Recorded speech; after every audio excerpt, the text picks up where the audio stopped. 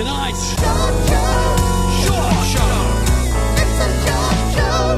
Short. Big Al and Scott John, and we are very pleased to have Aria Award winner and OAM recipient, the one, the only, Mr. Peter Combe. A round of applause.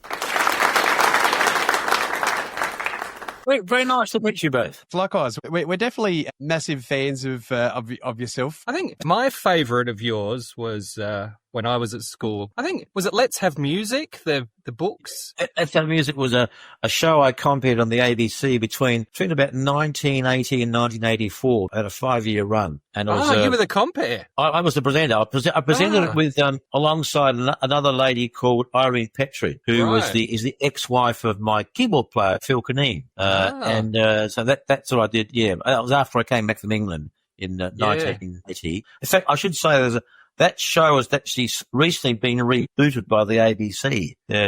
Great. They're doing a series called Let's Sing, which is like a television version of Let's Have Music.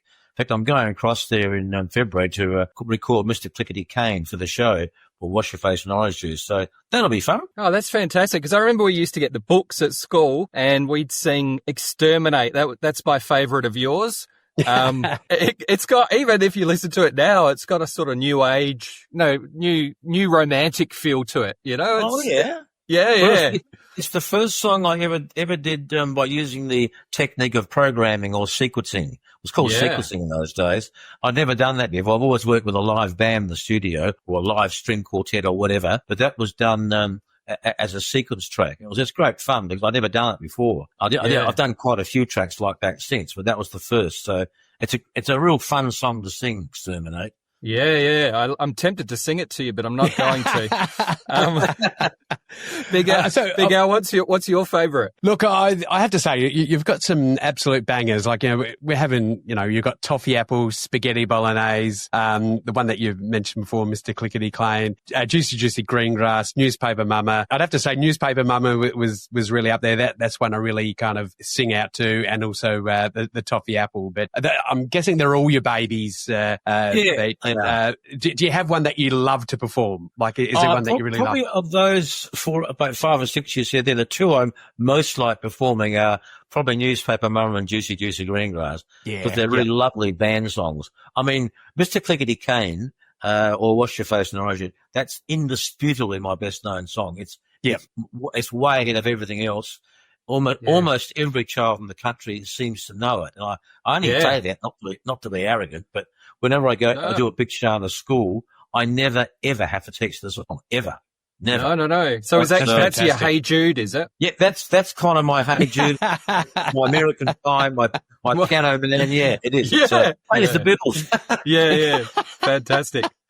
I have to sing it every single concert, and I'd love to give it a 2-year rest, really, but I can't because, and I wouldn't do that. It would be very self-indulgent. So I always do it, and I still enjoy doing it, but it's become sort of just crept up over the years. It's interesting that it was never a title of an album.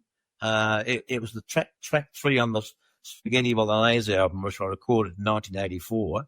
And it just crept up and up and up until I got to the point about 10 years ago. I suddenly realised I never, ever have to teach the song. They always know it. It was quite an honour, really. I felt very, very pleased about it. Yeah, well, I have to say, washing my face with orange shoes, belly flopping a pizza sounds like one of my Saturday nights I used to do quite regularly. So it's, well, I've seen someone actually belly flopping a pizza at a concert. Seriously, it's in Melbourne at a Melbourne uni. I don't think it was Melbourne Uni. It might have been one of the regional ones. But I got to that part of the song where you say belly flopping a pizza, belly flopping a pizza. That bit. And at that point, this is the true story. This young guy emerged from the crowd with this gigantic pizza and sort of placed it on the ground and then took off his shirt slowly and theatrically. And then belly flopped into it. It was absolutely made, and the whole crowd was just stunned. So was the band. that actually happened. That is fantastic. So it's a shame you weren't filming that night. And it would have been great to have them film. Yeah, it would have been. It's one of those moments. It comes out of nowhere, and you're not expecting it. But I have seen clips of other people doing it as well, but that actually happened in front of my eyes at a Melbourne uni. Fantastic. And these were like medical students, history, science students, all coming out of lectures, and they gathered in the quadrangle for, I was doing a show. And then this happened when we got to that part of the song. It was amazing. Can I tell? It was the guy running around with an anchovy stuck out of his belly button. I didn't notice you. Did you have one last question, Scotty? I was going to ask. I wondered. I've seen you a few times with the kids over the last few years at the Fringe, and none of the times I've seen you've done Toffee Apple. And I wondered, do you still perform that song, or is there? I do, but look, to be brutally honest, it's the one I probably least like doing. It's sort of it's always incredibly long when I do it. So what I do these days is sort of a shorter version, and I'll do a shorter version in next year's Fringe shows, both here in Perth. But, good.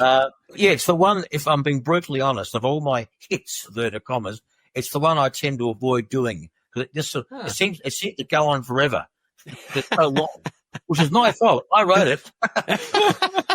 Which also sums up the Toffee Apple. They just seem to last and last forever as well. I thought it might have been a health thing because you didn't want to promote Toffee Apples because you don't see them as often anymore. Got a little bit of criticism from the Dental Association when it first came out in 1987. There was a couple of disapproved type comments about the fact it was promoting, promoting sugary stuff. Of course, has an apple at the end of it. So that's all right. But it's kind of I do it because people ask for it. So again, if people ask for it, I'll definitely do it.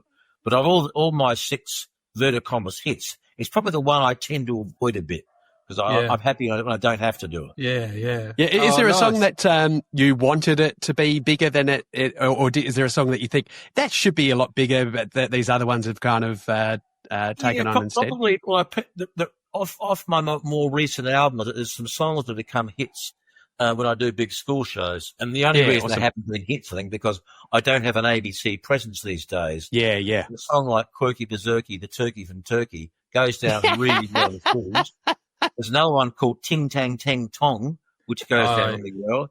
And there's also one called Sun Comes Up, Sun Goes Down, which is sort of a gentle song about climate change. Oh, brilliant. Well, thank you so much. And I'm so glad to hear that you're going to be at the Gov. We will both be down there. Oh, definitely. Tops off, belly flopping in a pizza right on the front row. Throwing Scotty up. Bring your kids to a Fringe show because I have, when I do Fringe shows, I always work with a theatre group called Theatre Bugs. Yeah. Which is lovely, yes. That my daughter actually set up about 20 years ago. She not there anymore. But I usually work with about 12 kids on stage. They're great kids. They sing well, they act well, they dance well, and it gives the show a lovely sort of visual element, which more than usual. Yeah, fantastic. We'll be there. Thank you again, Peter. This has been an absolute joy. I've been quite nervous today leading up to this, so thank you for being so nice to us. Oh, well, it's easy. Adelaide tonight. Show. It's a show.